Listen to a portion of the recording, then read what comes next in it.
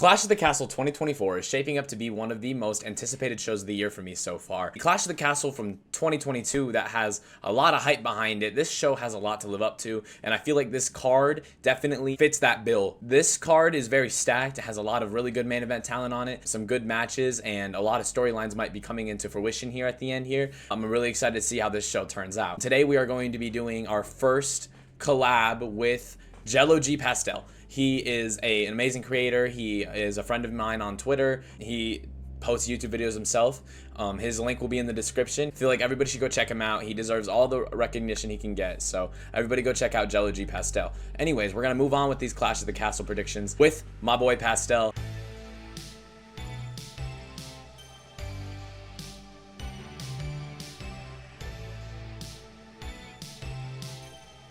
We about to throw out some predictions for Clash at the Castle. Man, ooh. It's this weekend. If you look, let me tell y'all right now, if you're not excited for it, you're gonna be excited for it because I'm putting my title on the line too. Damn it. You know what? I'm putting my title on the line too. He's putting his title on the line.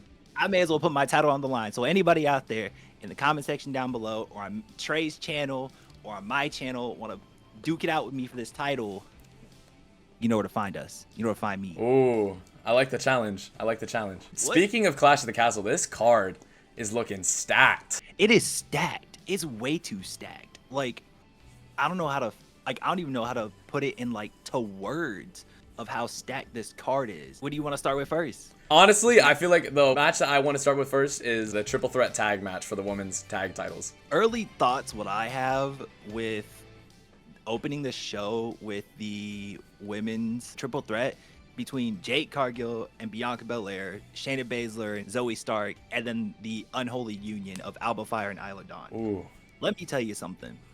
Jade and Bianca have been looking dominant from when they got those belts in France at Backlash up until now. They've been dominant. Definitely. Thoroughly dominant the entire time. Definitely.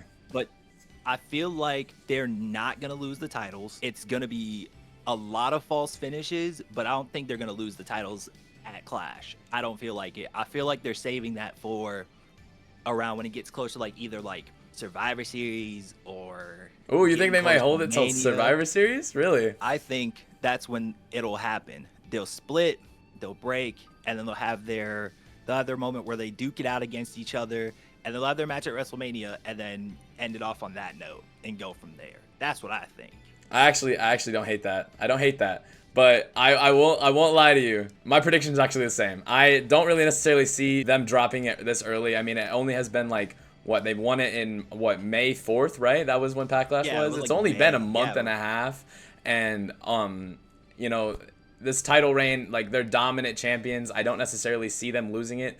The only way I do see them losing it is if maybe Alba Fire, Isla Dawn roll up Baszler or Stark, but I don't think it's gonna happen. I think that Bianca and Jade are at least gonna hold it till SummerSlam for me. But I mean, we'll have to see what happens. But I mean, they're probably gonna have to be on the card no matter what. But my prediction and Trey's prediction are both just easily at the exact same point between Bianca Belair and Jade Cargill. The next match I want to throw out there and talk about for my prediction, I want to talk about the Sami Zayn and Chad Gable match for the Intercontinental Championship belt, because let me tell you, this feud, dude. That feud, the setup, everything for it has been out of hand. You got Otis already having so many just issues and mind games being played from Chad and the rest of Alpha Academy. And then Sammy's trying to pull Otis and be like, you can't stay with him. You gotta leave him. So I feel like there's gonna be some form of interference, but there's no way that something doesn't happen, right? This isn't gonna be a clean loss on either side. But I feel like Chad might pick up the win here. Ooh. Because as much as I love Sami Zayn, I love him. I'll say if I had a top 15, top 20 list, he's in my top 20. Oh, definitely. But the thing is, Sami Zayn needs to start getting himself into the main title picture. Definitely. As much as WWE wants to stick him in the mid-card section, yeah, it was great that he beat Gunther, but Gunther's about to potentially either face whoever wins the World Heavyweight Championship at SummerSlam. So Right. they need to start getting Sami Zayn into these feuds for the World Heavyweight Championship belt at this point. Honestly, they need to. I definitely see a good chance of Sami losing here. I personally really do want to see Sami lose. I love Sami Zayn. I've loved Sami Zayn for years now, and he's obviously one of the most over characters in the whole entire business right now. But I'm being so serious. If Chad loses this, there's no possible way he gets back. There's no way.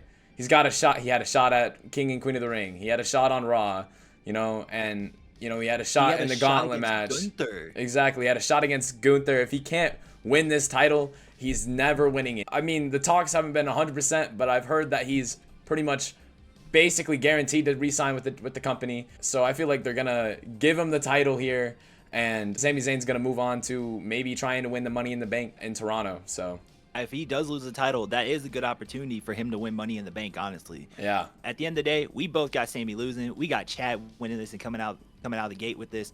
But with that being said, we're gonna move on to the next match on this card, and that's Bayley versus Piper Niven.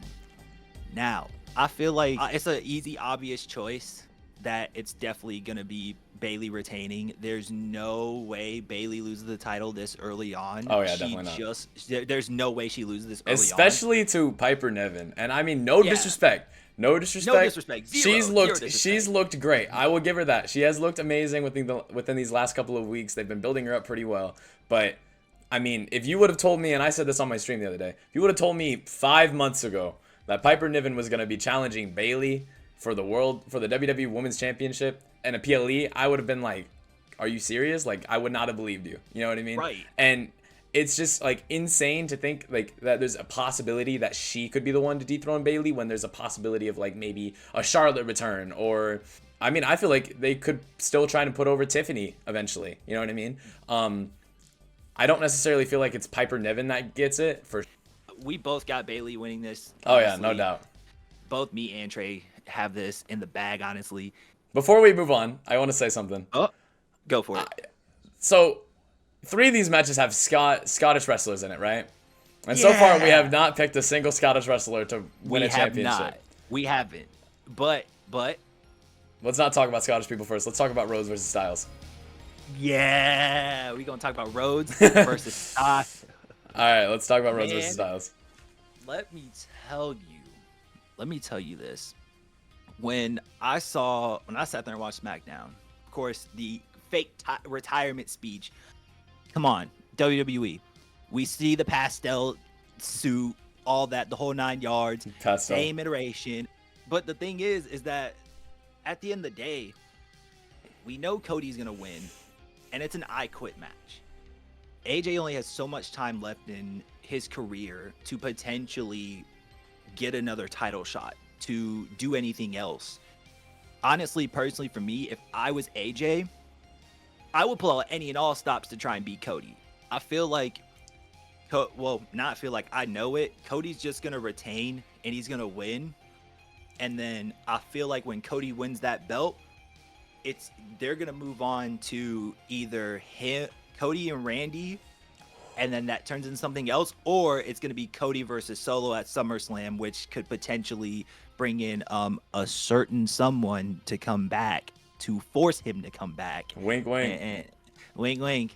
I feel like it's easily the most predictable match of the night when it comes to just, if you know ball, if you know what WWE is like. I mean, Cody's the most over babyface we've seen since John Cena. He's super Cody right now. He just won the title in the main event of WrestleMania 40, and I mean, he's not dropping it to AJ Styles. It's going to be a really good match. It's going to be, I mean, they just put a 5-star banger at Backlash. They might put on a 6-star here. So, I mean, we'll have to see. But we both got Cody winning this, and we're moving on to the main event. Hopefully the main event. Oh, man. If this doesn't main event. Fingers crossed, hopefully the main event. And that's Damian Priest versus Drew McIntyre for the World Heavyweight Championship belt. Judgment Day barred from ringside. First. Yes, I forgot about that. But you know who isn't barred from ringside? The man himself, CM Punk. The man himself. Like I said earlier, I hinted at this, my whole thought process on this. We have not at least picked a Scottish wrestler to win yet. And I feel like it definitely wouldn't be a horrible idea to give Drew the title. I feel like Drew has earned it. Obviously, he just re-signed with the company. I think the most obvious choice is to see Punk interfere here and Damian will win. The match is unpredictable, I'm not gonna lie, because yeah, that could happen, but at the same time, like, maybe they'll just, like, Drew will just win cleanly and like finally win that title. But my pick is Damian Priest. I definitely feel like he is gonna just win after a Punk interference. But if it was just clean one-on-one, I would have Drew. But like with everything with Punk, there's no way that they don't go somewhere with that. But we haven't seen Punk in like a month.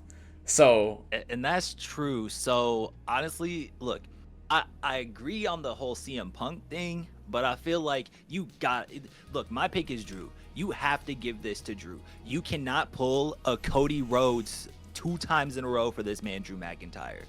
When you look back when he fought Roman at Clash of the Castle when they were in Wales the first time, Drew lost, but that was because of a Solo Sikoa interference. Now, we got it in his home country of Scotland. CM Punk is going to somehow show up and try to screw Drew over. In his home city, too. In Glasgow. Exactly. In Glasgow. Exactly. Like, you can't screw this up. If WWE, look me in my eyes. If you screw this up, you're going to have a lot of angry people after that show. You're going to have a lot of angry people after that show. I mean, there's a reason he tweeted that one picture of John Cena walking into ECW One Night Stand, and it was like Damian Priest without the aura, right? Like, right. I mean, Drew is going to be so over. And if Drew wins, that sets up him versus Gunther at SummerSlam, but also too, you got to add one more guy to that picture. Not CM Punk, that's Sheamus, because Sheamus said he wants to try and win Money in the Bank, so he can try and get another world title shot. Mm-hmm. In which that means could Sheamus potentially be declaring himself for Money in the Bank to try and contend with Drew? Who knows? But at the end of the day, Drew McIntyre needs this. He deserves the win. He busts his ass every single day of the week. He had a phenomenal match against Seth Rollins at WrestleMania. He did. And he deserves this. He is the guy that should be the top guy on Monday Night Raw as your world champion until Seth Rollins comes back. If Priest does win, where do they go with him after this? Because I see nothing. Because that's another thing too. Hold on. You know where I think they go with this if Priest does win? The man who never lost his Universal title ever, who never lost his belt ever in the world. A feud with Finn? Give him a feud with Finn. That's what you do. You give him a feud with Finn, and you put Damian Priest versus Finn Balor at Money in the Bank, because the seeds are being planted slowly every single time. Each week on Monday, they're slowly planting the seeds to potentially have a breakup, for sure. A breakup for all of them. Who's babyface? Who's babyface? Finn or Damian? Damian is going to walk in as babyface because heel Finn Balor heel Finn Balor is just so much better than babyface Balor. I'm sorry. When he had his run in NXT as heel, it was money. It was straight so good. Money. We ranted. We talked about the card enough. Let me know what you guys think in the comment section down below. Subscribe if you're brand new to my channel. Subscribe if you're brand new to Trey's channel. Yes, sir. I'll link all his socials in the description box down below. I'm linking my socials in the description box down below. And with that being said, I'll catch y'all in another video. I'm out. Weeze out. Weeze out.